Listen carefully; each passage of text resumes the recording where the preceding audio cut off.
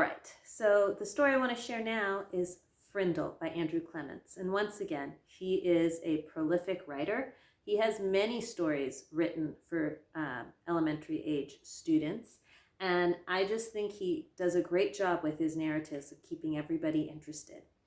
In this story, we're going to meet his character, who I believe his name is Nicholas. Yes, Nick. And I want you to pay attention to the character Nick. What character traits do you see in Nick? What kind of person is Nick? Is it a believable kind of person? Okay, and then the other thing that I love to pay attention to when I start a story, because it really helps me kind of get a sense of where the story might be going if I'm familiar with it. So for example, if a story is set at a lake, I've been to a lake. I know what it might feel like to be in lake water. I might know that I go to lakes in summertime. Those kinds of things. So when I know, I can access my background knowledge. So what is the setting of this story? What do you know about that kind of a setting? Is it set in the past, the present, the future? There's so many questions you can ask about it. Do they set it in a scary place, a happy place, a safe place by your standards? And what does that mean for the story? Okay, so the setting, where the story takes place, really helps us understand the story better. So let's see. Chapter 1 in Frindle. Nick. If you ask the kids and the teachers at Lincoln Elementary School to make 3 lists, all the really bad kids, all the really smart kids, and all the really good kids, Nick Allen would not be on any of them. Nick deserved a list all his own, and everyone knew it. Was Nick a troublemaker? Hard to say. One thing's for sure, Nick Allen had plenty of ideas, and he knew what to do with them. One time in 3rd grade, Nick decided to turn Miss Deaver's room into a tropical island. What kid in New Hampshire isn't ready for a little summer in February? So first he got everyone to make small palm trees out of green and brown construction paper and taped them onto the corners of each desk. Miss Deavers had only been a teacher for about 6 months, and she was delighted. Ooh, that's so cute. The next day, all the girls wore paper flowers in their hair, and all the boys wore sunglasses and beach hats. Mrs. Deaver clapped her hands and said, "It's so colorful." The day after that, Nick turned the classroom thermostat up to about 90 degrees with a little screwdriver he had brought from home. All the kids changed into shorts and t-shirts with no shoes, and when Miss Deavers left the room for a minute, Nick spread about 10 cups of fine white sand all over the classroom floor. Miss Deaver was surprised again at just how creative her students could be. But the sand got tracked out into the hallway, where Manny, the custodian, did not think it was creative at all, and he stomped right down to the office. The principal followed the trail of sand, and when he arrived, Miss Deavers was teaching the hula to some kids near the front of the room, and a tall, thin, shirtless boy with chestnut hair was just spiking a Nerf volleyball over a net made from 6 t-shirts tied together. The 3rd grade trip to the South Seas ended suddenly. But that didn't stop Nick from trying to liven things up. Lincoln Elementary needed a good jolt once in a while, and Nick was just the guy to deliver it. About a year later, Nick made the great blackbird discovery. One night, he learned on a TV show that red-winged blackbirds give this high-pitched chirp when a hawk or some other danger comes near. Because of the way sound travels, the hunter birds can't tell where the high-pitched chirp is coming from. The next day, during silent reading, Nick glanced at his teacher, and he noticed that Mrs. Avery's nose was curved, kind of like a beak of a hawk. So Nick let out a high, squeaky blackbird. Mrs. Avery jerked her head up from her book and looked around. She couldn't tell who did it, so she just said, "Shh," to the whole class. A minute later, Nick did it again, louder. This time there was a little giggling from the class, but Mrs. Avery pretended not to hear the sound, and about 15 seconds later, she slowly stood up and walked to the back of the classroom. Without taking his eyes off his book and without moving at all, Nick put his heart and soul into the highest and most annoying chirp of all. Mrs. Avery pronounced. "Janet Fisk, you stop that this instant." Janet, who was sitting 4 rows away from Nick, promptly turned white, then bright crimson. "But it wasn't me, honest." There was a catch in Janet's voice as if she might cry. Mrs. Avery knew she had made a mistake, and she apologized to Janet. "But someone is asking for trouble," said Mrs. Avery, looking more like a hawk every second. Nick kept reading, and he didn't make a peep. At lunchtime, Nick talked to Janet. He felt bad that Mrs. Avery had pounced on her. Janet lived in Nick's neighborhood, and sometimes they played together. She was good at baseball, and she was better at soccer than most of the kids in the whole school, boys or girls.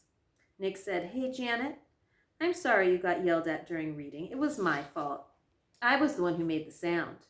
"You did?" said Janet. "But how come Miss Avery thought it was me?"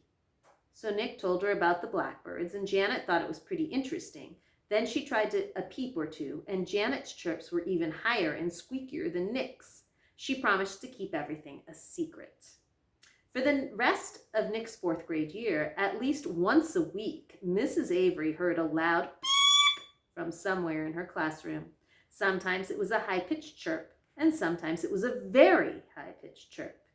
Mrs. Avery never figured out who was making that sound, and gradually she trained herself to ignore it, but she still looked like a hawk. To Nick, the whole thing was just one long and successful science experiment, and Janet Fisk enjoyed it too. So I'm wondering what you learned about Nick, the character, and the setting. Where are we? Okay, if you know and you realize that it's a school, okay, where?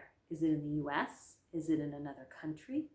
Is it in California? Where do you think it might be? What does it sound like? Okay, we can always dig a little deeper to figure out more about our setting. We're going to look at chapter 2 now with Mrs. Granger. 5th grade was different. That was the year to get ready for middle school. 5th grade meant passing classes. It meant no morning recess. It meant real letter grades on your report card. But most of all, it meant Mrs. Granger. There were about 150 kids in 5th grade, and there were 7 5th grade teachers. 2 math, 2 science, 2 social studies, but only 1 language arts teacher. In language arts, Mrs. Granger had a monopoly and a reputation. Mrs. Granger lived alone in a tidy little house in the older part of town. She drove an old, pale blue car to school every morning, rain or shine, snow or sleet, hail or wind. She had a perfect attendance record that stretched back further than anyone could remember. Her hair was almost white, swept away from her face and up into something like a nest on the back of her head. Unlike some of the younger women teachers, she never wore pants to school. She had 2 skirt and jacket outfits, her gray uniform and her blue uniform, which she always wore over a white shirt with a little cameo pin at the neck. And Mrs. Granger was one of those people who never sweats. It had to be over 90 degrees before she even took off her jacket. She was small, as teachers go. There were even some 5th graders who were taller, but Mrs. Granger seemed like a giant. It was her eyes that did it. They were dark gray, and if she turned them on full power, they could make you feel like a speck of dust. Her eyes could twinkle and laugh, too, and kids said she could crack really funny jokes, but it wasn't the jokes that made her famous. Everyone was sure that Mrs. Granger had X-ray vision. Don't even think about chewing a piece of gum within 50 feet of her. If you did, Mrs. Granger would see you and catch you and make you stick the gum onto a bright yellow index card.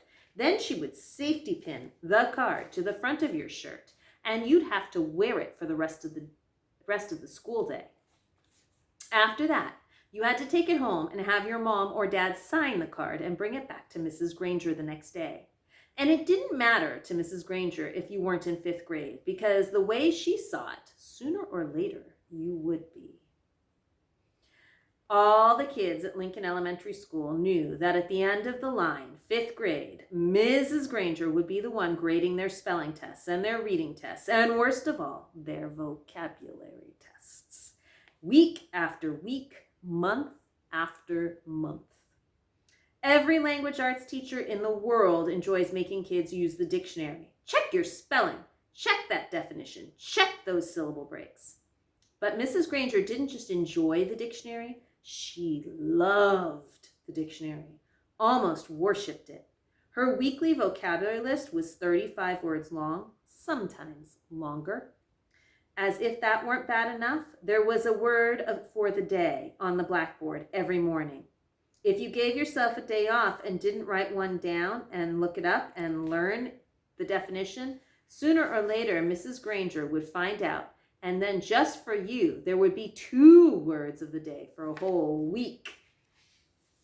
Mrs. Granger loved the dictionary. There she is.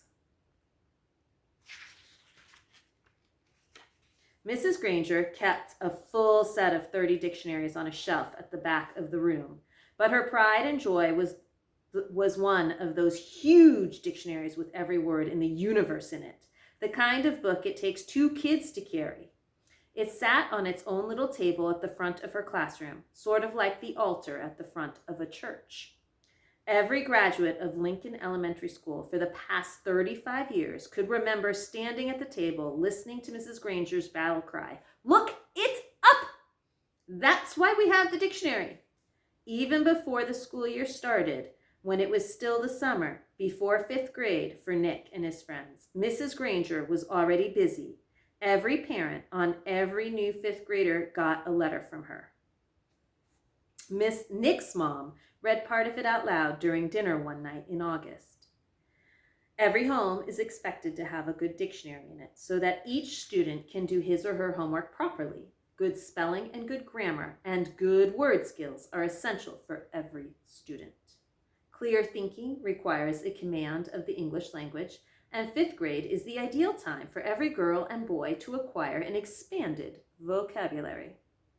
And then there was a list of the dictionaries that Mrs. Granger thought would be acceptable for home study. Mrs. Allen said, "It's so nice to have a teacher who takes her work this seriously." Nick groaned and tried to enjoy the rest of his hamburger, but even watermelon for dessert didn't cheer him up much.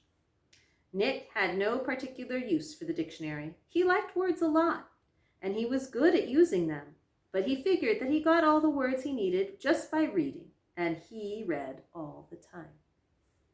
When Nick ran into a word he didn't know, he asked his brother or his dad or whoever was handy what it meant, and if they knew, they'd tell him, but not Mrs. Granger.